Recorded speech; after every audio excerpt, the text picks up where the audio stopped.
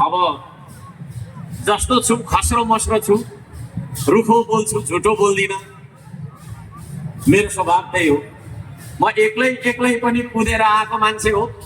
अहिले त म एक्लो पनि छैन, एउटा सानो दल बनाएको छौँ जसलाई राष्ट्रिय दल पनि भन्दो रहेछन्। हामीले संसदमा तपाईहरुको आवाजलाई गुन्जाइरहेका छौँ।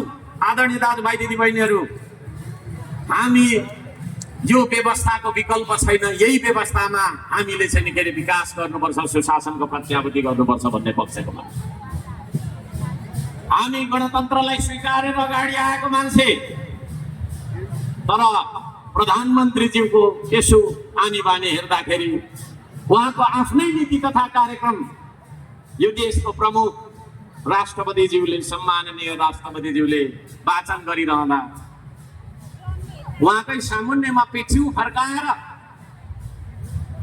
15 मिनट पनि नसुनिकन कता जानुहुन्छ, कता जानु, फर्केर आउनुहुन्न। त्यो भनेको यो व्यवस्थालाई अपमान गर्नु खोज्नु भएको हो कि के हो? म प्रश्न गर्न चाहन्छु। गणतन्त्र चाहिँदैन भन्नु खोज्नु भएको हो कि के हो?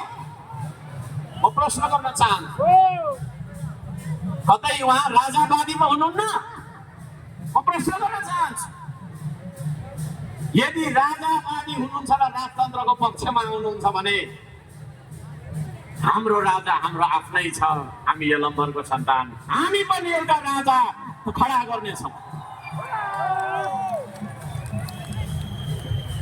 यदि त्यसो होइन भने सम्माननीय प्रधानमन्त्रीज्यूले यो व्यवस्थालाई मान्नु, त्यसो गर्नु हुँदैन। उहाँलाई बारम्बार हामीले सदनमा बोलाइरहेका छौँ। अहिलेको हाम्रो तपाईँको चाहिँ सदनको भवन र उहाँको प्रधानमन्त्रीको कार्यालय हिँडेर जाँदाखेरि 2 मिनटमा आइन्छ, गाडीमा आउँदाखेरि 30 सेकेन्डमा आइपुग्छ।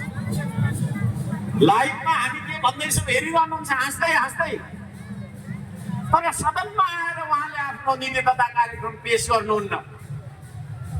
पेश गर्ने दिन पनि आउनुपर्छ भनेर हामी गऱ्यौँ। ल ठिक छ, फेरि प्रतिपक्षी दलहरू बिचमा एउटा संवाद भयो, पेश चाहिँ अर्थमन्त्रीले गर्दा पनि भयो। मान्नुहुन्न भने हामीले किन मान्ने?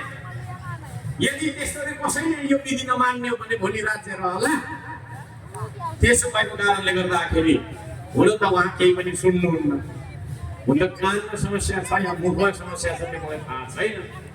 अलिअलि हामी त साथी पनि हौ, भेटघाट हुन त बोल्नुहुन्छ जस्तो लाग्छ। तर सदनमा उहाँको बोली कस्तो छ भनेर उहाँले अहिलेसम्म उहाँको बक्के फुट्ने भन्छ कि नानीहरूको पनि, उहाँको बक्के फुटेको छैन। होइन, अचम्म लाग्छ। प्रधानमन्त्रीज्यूको सदनमा रोस्टरमा उभिएर होइन, धेरै बोल्नु पर्दैन, 2टा वाक्य बोलिदिनुहोस् है। थुप्रै हजारौँ लाखौँ त होइन, हजारौँ शहीदहरू छन्। जनआन्दोलनको शहीद, जनयुद्धका शहीद, जेएनजीका शहीद, विभिन्न नाममा भइरहने शहीद, ती सम्पूर्ण शहीदहरूलाई उहाँले नमाने पनि उहाँ बसिराख्नु भएको कुर्सी दिलाउने जेएनजीको आन्दोलनको जेएनजी शहीदहरूलाई सम्झेर हार्दिक श्रद्धाञ्जली। यति मात्रै भन्दाखेरि पनि नेपाली